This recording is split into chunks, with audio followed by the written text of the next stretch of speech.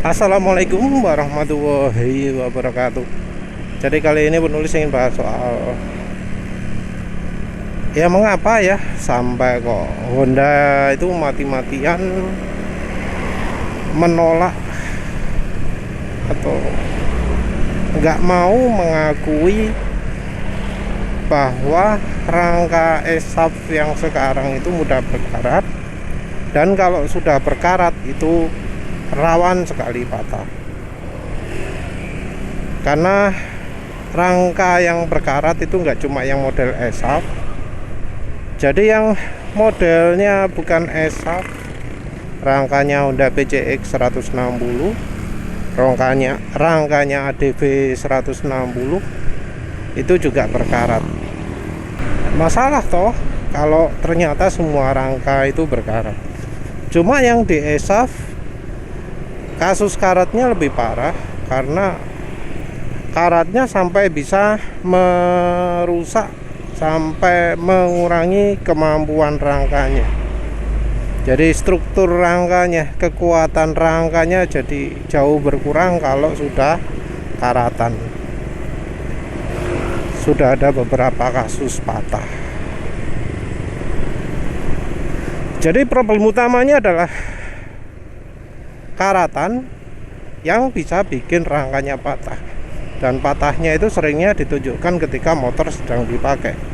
Tentu itu sesuatu yang berbahaya, karena kalau motor patah tiba-tiba di jalan ya, itu sama bahayanya dengan kalau remnya tiba-tiba blong atau tiba-tiba ngunci sendiri. Itu bahaya. Itu karena sudah mempengaruhi unsur keselamatan, sudah masuklah untuk recall, karena wis jelas ya. Dari pemerintah sendiri menolak juga ya. Oh, kasusnya nggak representatif. Representatif itu harus sekian persen, banyak ya. Jadi Honda sudah dibantu pemerintah juga untuk tidak mengakui terjadinya rangka keropos karat ya. Yang jelas sudah terjadi lah, dan Honda berusaha mati-matian gimana caranya untuk tidak terjadi recall. Kalau ya harusnya dengan potensi yang bahaya itu sudah ada contoh kasus yang mestinya juga bisa simulasikan. Rusaknya juga dalam masa kepemilikan yang mengalami juga lebih dari satu orang. Harusnya kan recall ya, tapi kan dia Honda nggak mau. Kasus ini beda dari kasus suspensi ya, yang di PCX 160, karena di suspensi ini Honda mempersilahkan recall, walau pengumumannya nggak terlalu banyak, tapi konsumen yang komplain soal suspensi bakal diganti. Kalau yang nggak komplain ya nggak diapa-apakan. Perbedaan utama adalah karena bagian dari rangka ini, rangka merupakan bagian yang paling dalam ya, bagian paling utama pokok dari sebuah sepeda motor. Untuk nyopot rangka nggak segampang nyopot suspensi, nggak segampang ganti belt. Pemaneh sing ngubukno hubungan dengan recall, mengganti karet sealnya radiator nggak gampang ya. Dari orang yang menunjukkan demonstrasi dalamnya rangka, kebanyakan itu melepasnya Setangnya masih tetap ya, jadi nggak sampai ke dalamnya setang, masih dibiarkan setangnya, bannya juga masih melekat. Coba aja lah. Kita mungkin nggak bisa pakai contoh NMAX ya, paling nggak dari dashboardnya, speedometernya, tuas remnya dari atas ya, terus kemudian komstirnya, setangnya, garpu talanya, klaksonnya, terus bagian bodinya, yang ke belakang ada swing arm, ada mesin, ada lampu rem, banyak ya. Katanya untuk ongkos bongkar pasangnya saja 350-400 ribu gitu. Repot kan.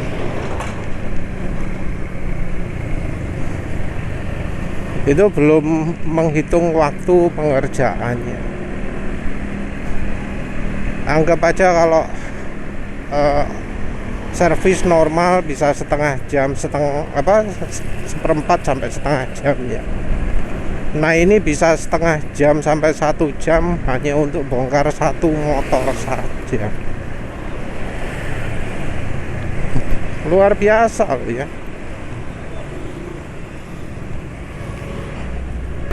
Dari itu saja sudah makan waktu ya.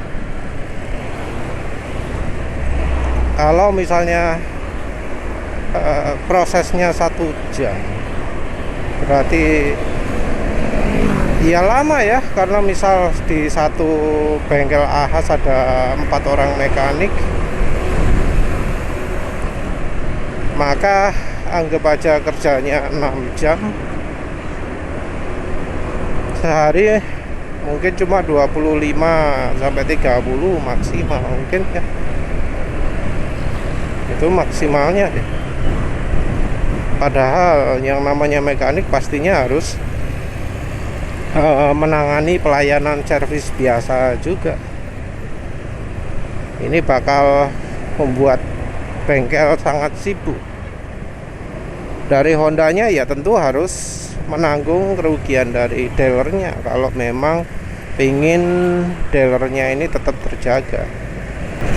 Nanti kalau sampai ada recall besar-besaran, tentu ya bisa jadi servis ke motor Honda makin sulit. Karena apa? Karena antriannya panjang sekali jadinya kan, kalau misalnya sampai melayani recall.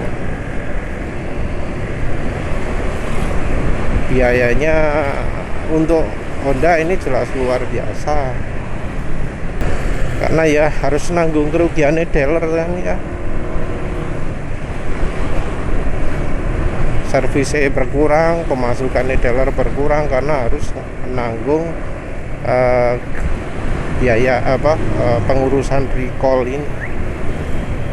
Dan biaya ini pun masih belum termasuk pengurusan STNK, karena kalau nomor rangkanya berubah, otomatis STNK harus berubah, BPKB harus berubah. Entah untuk soal ini bakal siapa yang menanggung ya. Perubahan data ini juga ya butuh surat-surat dan seterusnya. Kalau semuanya dibebankan ke pabrikan ya anggap aja total 2 juta, itu belum termasuk biaya lain-lain dari distribusi, dari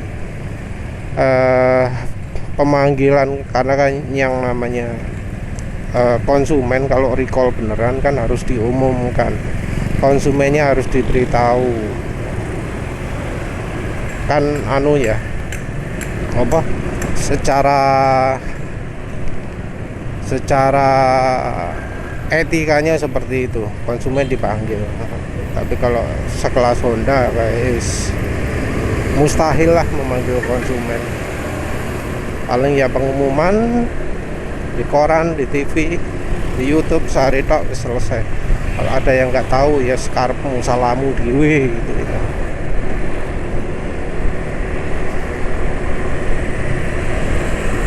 Jadi mahal karena apa jadinya dari sisi pengurusan recallnya, implementasi recallnya tentu bakal butuh biaya banyak untuk ya bayar manpower, bayar apa customer service macam-macam. Dan ini masih dalam apa jenenge, di sisi penerapannya ini belum konsekuensinya, karena kan recall itu menuntut produk yang lebih baik. Berarti ya Honda harus keluar uang lebih untuk memperbaiki proses produksi, harus mengeluarkan uang untuk melakukan riset rangka yang lebih aman. Nah, selama ini kan proses produksi pakai yang ala kadarnya ya, yang nggak layak. Nah, kalau sampai dibuat lebih layak, ya jelas bakal butuh pengeluaran lebih.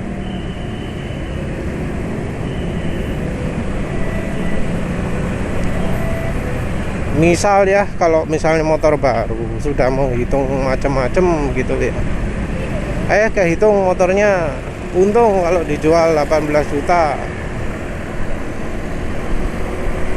Setelah perbaikan proses produksi yang mengharuskan quality control yang lebih ketat, mengharuskan penggunaan logam yang mahal, pengecatan atau proses sebelum pengecatan dibersihkan macam-macam yang lebih mahal, bisa jadilah harga motornya harusnya naik 1 juta, 19 juta. Tapi ini Honda harus menyediakan rangkanya secara gratis. Kalau di motor baru bisa dibebankan ke konsumen, tapi kalau motornya yang sudah lama-lama, apa bisa? Kan nggak bisa. Rugi 2 kali ya, karena merubah proses produksi ya butuh lebih mahal lagi. Ya jadinya yang rangka sebelumnya kehitung 1,3 juta itu kan rangka cacat, rangka yang udah keropos kena karat. Nah, kalau rangka yang awet yang nggak mudah keropos kena karat berapa? Ya bisa aja bukan 1,3 juta, tapi misalnya 2,5 juta, kan bisa. Terus nanti motor barunya untuk PCX 160 misalnya naik, harganya jadi 40 juta. Terus Vario 160 naik jadi 35 juta misal. Harga ini, kenaikan harga ini, oh ya penulis lupa ngomong. Kenaikan proses produksi ini selain nambah harga motor ya, untuk menutupi kekurangan kerugian karena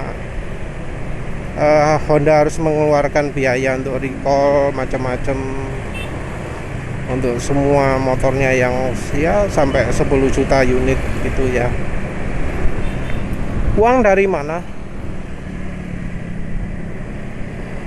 Kalau sekelas pabrikan nggak mungkin lah menerima kerugian begitu saja, harus ada sumber uang. Dan sumber uang satu-satunya ya cuma dari konsumen.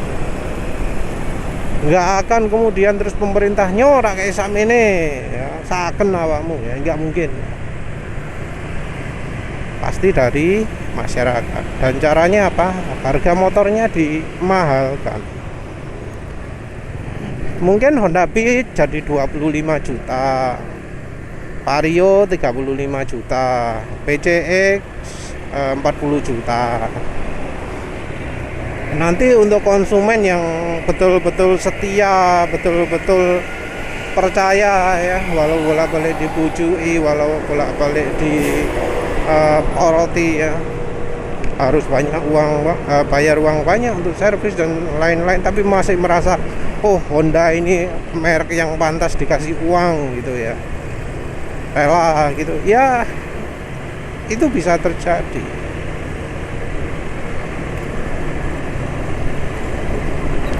Tapi untuk konsumen yang ya wis sudah nggak percaya dengan Honda, tahu harganya Honda lebih mahal, ya nggak bakalan beli merek Honda.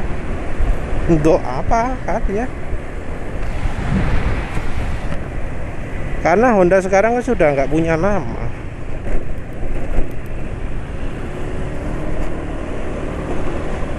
Apa yang dihebatkan di motor Honda?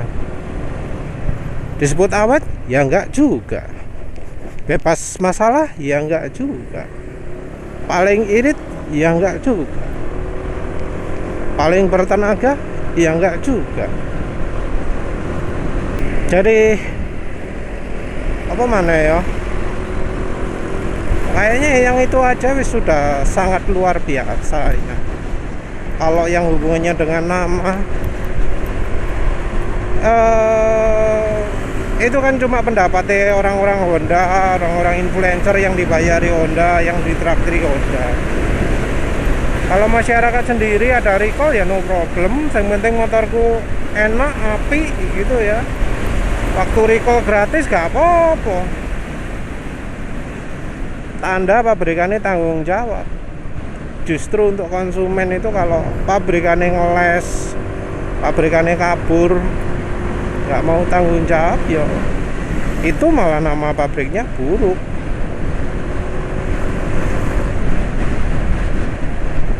Justru kerugian makin besar bila Honda itu ngolor-ngolor recall dari kasus yang jelas-jelas sangat besar ini. Jadi kerugian secara brandnya itu bukan dari melakukan recallnya, tapi dari telat melakukan recall. Apalagi kalau sampai tidak melakukan recall sama sekali.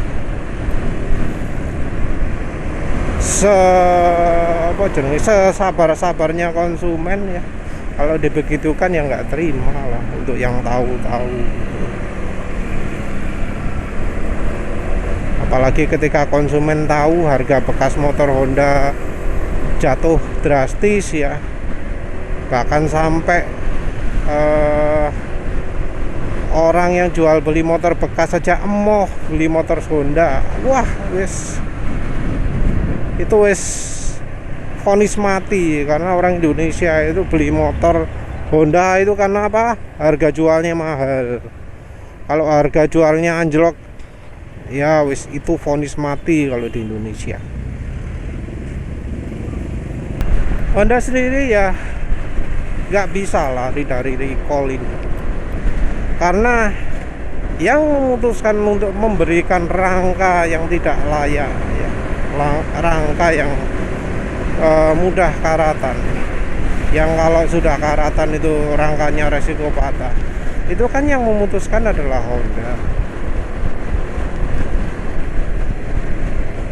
Ya harus jadi tanggung jawab Honda ya, karena kok sudah beli sudah membuatkan rangka yang nggak aman untuk konsumennya.